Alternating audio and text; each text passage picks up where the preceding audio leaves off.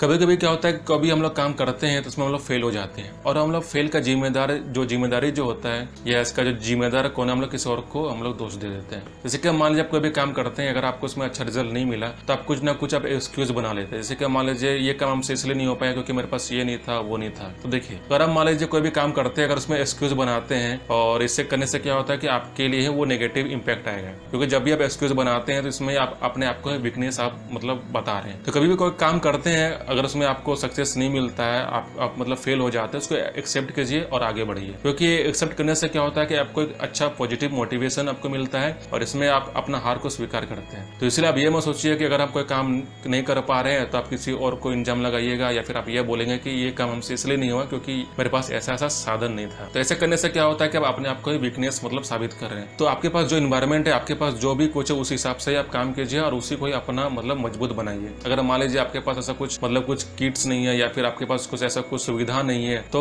वो अलग बात है, लेकिन आप खुद से ही मत बोल दीजिए कि अगर हम ये काम नहीं कर पा रहे तो इसका वजह ये है। उससे क्या होता है कि आप अपने आप को ही मतलब कमजोर साबित करते हैं। तो इसीलिए कोई भी काम करते हैं तो उसको एक्सेप्ट कीजिए। अगर ये काम आपसे हो नहीं पाता तो उसमें आप स्वीकार कीजिए कि ये काम मतलब मेरे कारण से ही नहीं हुआ है, क्योंकि हम इसमें ही हम वीक थे। अगर आप इसको एक्सेप्ट करते हैं तो आपके पास एक एनर्जेटिक पावर आ जाता है। अगले जो काम आप करते हैं उसमें आपको पॉजिटिव एनर्जी आपको मिल जाता है। जितना आप काम को एक्सेप्ट करेंगे उतना ही आपका जो मोटिवेशन, आपको अच्छा मोटिवेशन आपको मिलता है। तो अगर मान लीजिए अगर आपको लाइफ में बढ़ना है तो आपको एक्सक्यूजेज नहीं बनाना है या कोई भी आप कारण मत बनाइए कि जो भी काम हुआ है वो मेरे कारण से नहीं हुआ है। और मान लीजिए कोई भी काम आप कर रहे हैं तो उसमें अगर आपको सक्सेस नहीं मिल रहा है तो ये मत सोचिए कि इसके वजह हम नहीं है। जैसे कि मान लीजिए कोई भी काम करते हैं तो आप उसमें आपको रिजल्ट अच्छा नहीं मिलता है तो आप मतलब एक्सक्यूज मत बनाइए कि ये काम हमसे हुआ नहीं। आप उसको एक्सेप्ट कीजिए कि अगर मान लीजिए अगर आपका फेलियर है या फिर आपका ही इसमें नाकामी है तो उसको आप एक्सेप्ट कीजिए। एक्सेप्ट करने से क्या होता है कि मतलब आपको एक अच्छा मतलब एक फीलिंग्स आ जाता है कि जब भी कोई नया काम आप करते हैं तो उसमें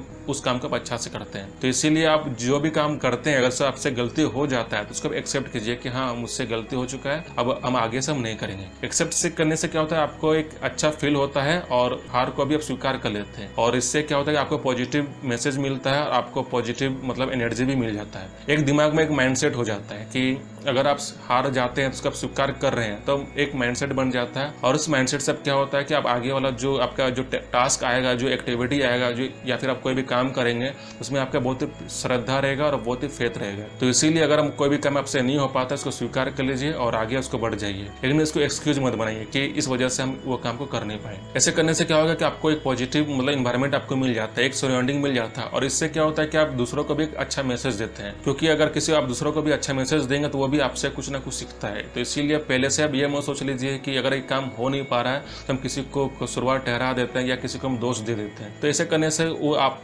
अपने आप को ही कमजोर आप मतलब बता रहे हैं। तो इसीलिए कभी भी आप ये मत सोचिए कि अगर आप किसी का इंजाम किसी और पर आप थोप देते हैं तो आप बच जाएंगे। क्योंकि देखिए लाइफ में कभी कभी क्या होता है कि आपको अकेले भी चलना पड़ जाता है। तो ऐसे सिचुएशन में अगर आप फिर से वही एक्सक्यूज आप देंगे तो फिर सबको पता चल जाता है कि आपका आदत ही वैसा है और आपका जो माइंडसेट है वो आपका वैसा ही है। तो चलिए आज का सेशन हम लोग यहीं पर एंड करते हैं।